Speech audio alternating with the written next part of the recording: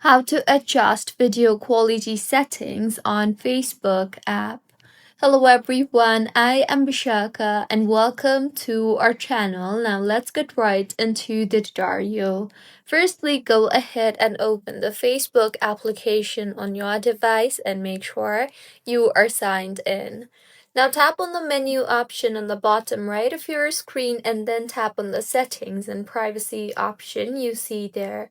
Now, here you will see the option for cellular data use. Tap on that and under the video quality option, go ahead and select optimized if you want video quality in HD and select data saver mode if you want to use up to 40% less data by reducing video quality. So choose your preferred option and under the autoplay in feed and stories option, go through the options provided and choose the best option that is suited for you. So this was about how you can adjust video quality setting on Facebook. If you find this tutorial helpful, please like the video and do comment if you have any queries.